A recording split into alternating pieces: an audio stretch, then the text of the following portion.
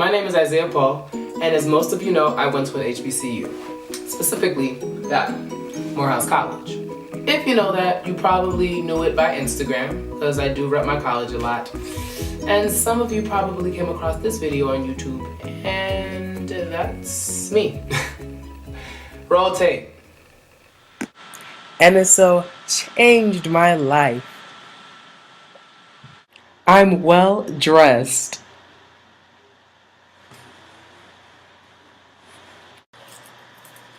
We ain't got conform today? You ain't got no conform? Oh, you got conform? So we don't have fall break. Okay. She wished I went to Clark. I got swag. I got appeal. The Morehouse, the illustrious Morehouse College. I go to the illustrious Morehouse College. Well traveled. I don't understand. I am. Oh hey, I am well read. Well read. Well read. The video gave me a lot of backlash, but at the end of the day, I love my alma mater, and it was a great experience, and I don't care what people have to say, because guess what? You can call me an embarrassment, but then I went to one of the top journalism schools in the nation, if not the world, Columbia University. The topic for this video is HBCUs versus PWIs. Really not a comparison, I've been to both, but really just my experiences, and I have a few questions from people that I've spoken to online. They want to know about my experiences, which one I would rate more, which one did I appreciate more, and what did I learn from each. I want to start off and say, first of all, I did not wear any Morehouse attire because any Morehouse man watching this is probably going to be like, well, you rep the PWI more. No. I love Morehouse because Morehouse was an amazing moment in my life. And the reason I have Columbia on right now is because I can't find any of my Morehouse t-shirts. It's in my like summer clothes stash. Additionally, I don't have a Morehouse crew neck. I still don't have a Morehouse crew neck. I had this like superstition that if you wore Morehouse paraphernalia before you graduated, you wouldn't graduate. And I didn't want to be the person walking around with all this Morehouse paraphernalia and didn't have the diploma. That wasn't going to be me. So I just waited, and like I racked up, outside of my gym clothes, I racked up on Morehouse paraphernalia like right before I left, and the last thing I got, or I forgot to get rather, and I still haven't gotten, I'm living in Atlanta, is the crew neck. So if anybody wants to give me the crew neck before I get it, I would appreciate it if you want to get me one.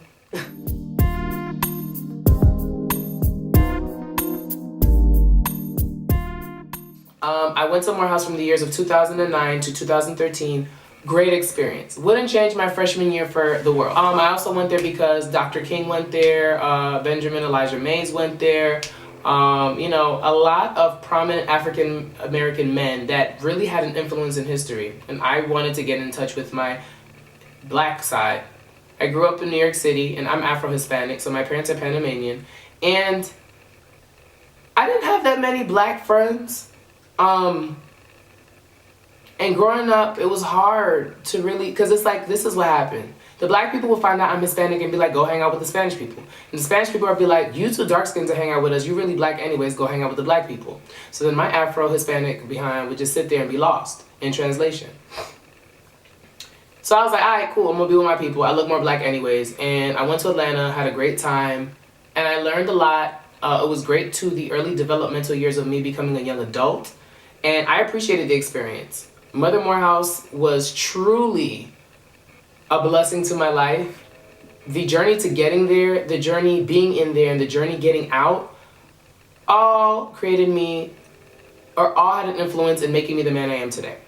And so I'm honestly thankful, appreciative, and love that experience.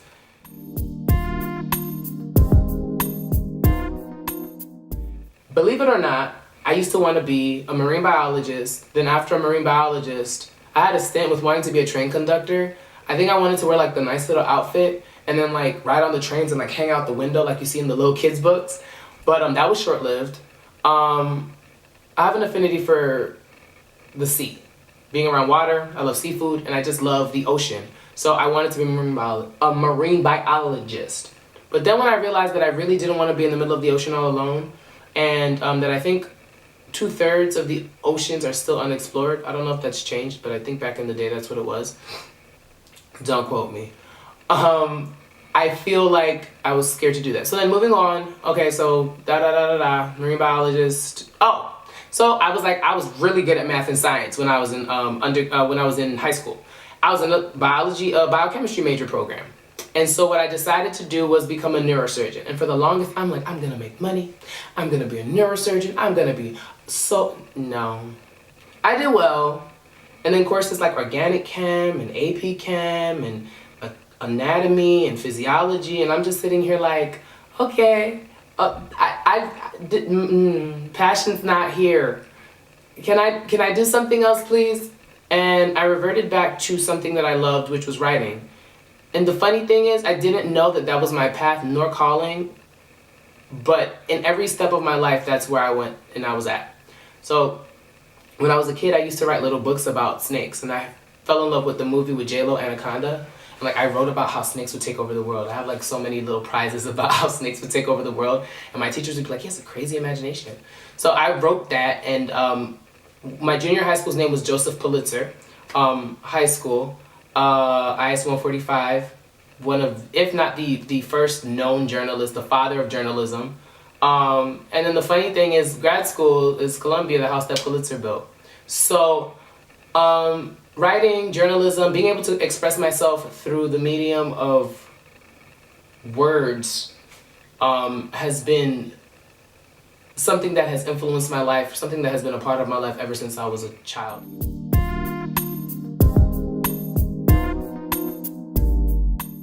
So the application was due right before winter break. Spring break comes in, and I find out in the middle of South Beach that I got in. It was terrifying. I picked up my phone, and I'm like going through, and then I see the email. And the thing about Columbia is you have to log into your application page in order to get the result. They don't just send you an email saying, congratulations, you got in. So the suspense was killing me, and I didn't even remember if I knew my password or login, and then I log in, and it says I got it. And I think that was like one of the most amazing highs. I felt so accomplished. The days leading up to the application were some of the worst, most painful days of my life, because I was in a relationship and the person decided to break up with me because I guess I have a pattern of people wanting to leave me for something else because they think it's going to be better, and then it's not. They went and they decided that they wanted to go date this person, and they didn't tell me about it, and then it turned into this whole big relationship. They ignored me. They didn't want to talk to me. I'm reaching out to their mother because we had a good rapport. I'm sad. It was terrible. And so I cried my way through the application. Literally could not read or edit any of my essays that were due because I was so distraught. But I got the application in. And to be honest with you, I thought I wasn't going to get in.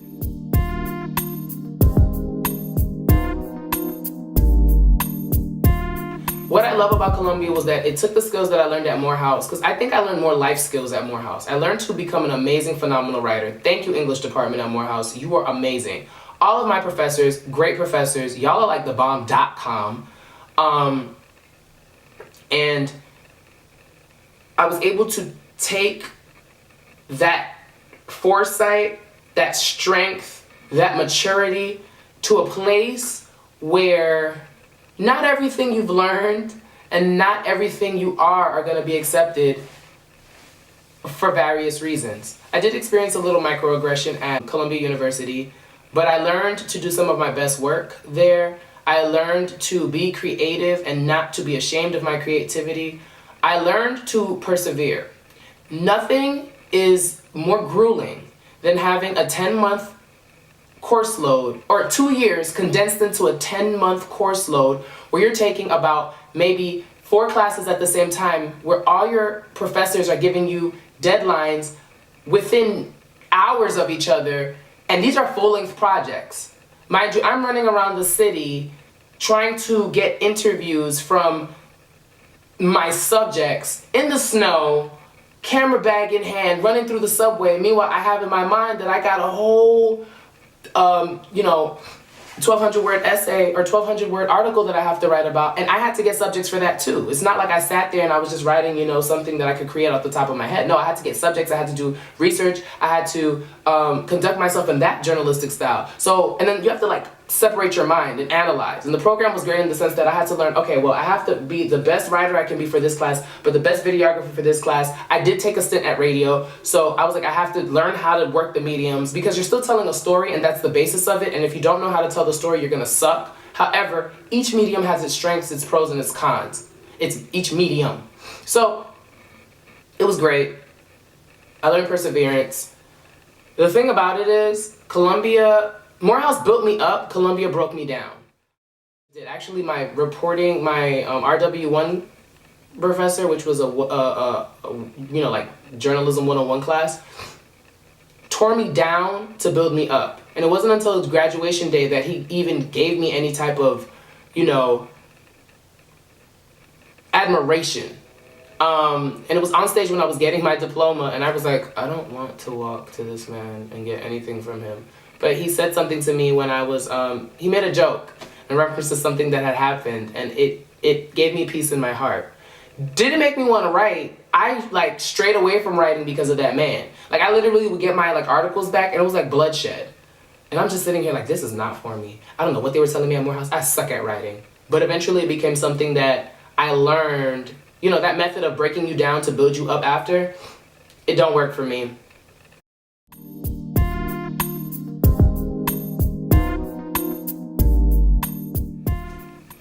Hell yeah. My HBCU prepared me amazingly well.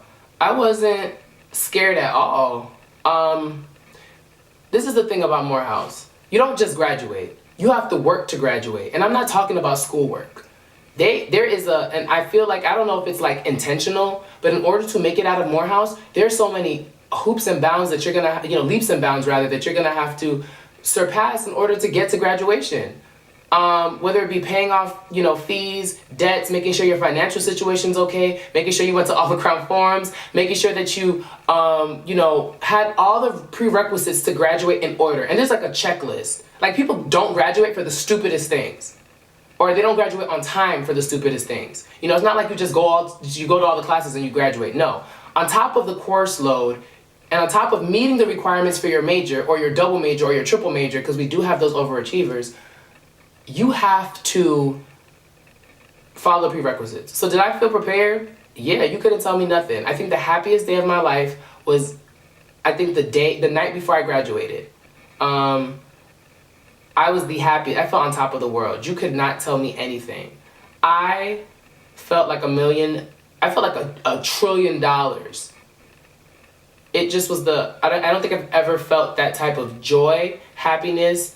It just was beaming. And not because I graduated or I felt like, I was just beaming to have accomplished something that I worked so hard for 4 years. And being at Morehouse was difficult. After my sophomore year, it was rough. Yeah, because I wasn't playing games. Everybody thinks that being an English major is easy. Let me tell you something. Taking Milton and Chaucer on Tuesdays and Thursdays back to back and still being able to get an A+ in both, that is an achievement. The interesting thing about Morehouse was, you think you're just going to a school full of black people or black men. It is so cool to see how different black men, and just black people in general, because Spelman's down the street and Clark Atlanta's down the street. Literally, they all meet in a corner. It's crazy to see how people from different parts of the United States, it's one country, you think about black people as a conglomerate, but it's people from DC are different than people from New York, who are different from people who live in Chicago, which are different from the Floridians, which are different from people who are from Louisiana. To see all the different cultures, the food, the styles of dress, the accents, the way they spoke, the mannerisms, it was beautiful. And then we had our international Caribbean students, we had our South African students, and people from around the world. It was just beautiful to see the different, and I wouldn't say shades, but the different versions, the variety in black people. It was gorgeous. And I wouldn't say there was any, social or, okay, I won't say that. There wasn't any prejudice racially. Socially, it's an all-male school, and as many of you have been in, if you read the news or anything, the tensions between people of different sexual orientations at times, we had our tiffs, but the beauty in that is I think I went to the school in a time where a lot of those norms were challenged. Being able to go back to school as an alumni, see how people can express themselves and be who they want to be, and it be beautiful and it not be challenged as much as it was challenged my freshman year. The other thing that I think has come from it is that a lot of people in my class of 2009 have gone on to be so successful no matter who they are, no matter how they dress, no matter how they spoke, and no matter what their mannerisms were. So that makes you look like, you know what I'm saying? When you aspire to be somebody or you look up to someone and they're who they are, it doesn't matter, and they're able to be themselves and still be successful, it changes the mindset for everybody else. And I love that.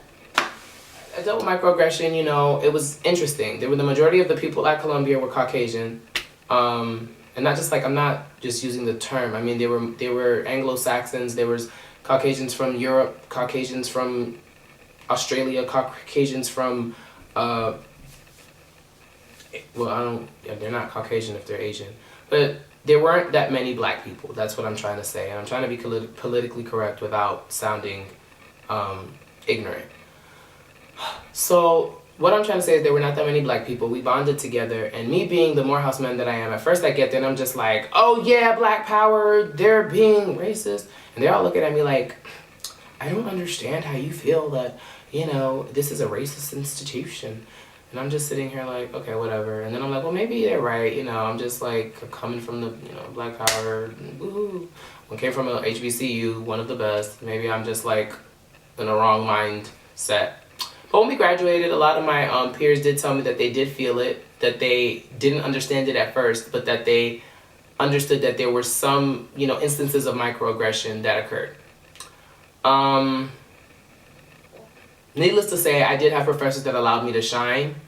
I can't take anything away from Columbia because it was a great experience as well. Love the school, curriculum is great. I learned a lot. Learned how to get sources. I think that's like the most important thing as a journalist. You need sources. And if I didn't learn anything else, it was how to get a source. I would get a source for a story. Don't worry about that. I can't rate them. They weren't the same, so I can't compare the two. It's like comparing apples to oranges. If I went to, like it's like if I went to Clark for grad school, then I'd be able to compare the two. Or if I went to Morehouse for 2 years and then I went to Columbia for 2 years for undergrad, then I could compare the two. But it's not the same. I had 4 years to become the man that I am today, and then a year to become the journalist that I am today. Morehouse taught me how to be a man. Morehouse taught me how to be a well-rounded man. Taught me how to be well-read, well-spoken, well-dressed, well-traveled, well-balanced.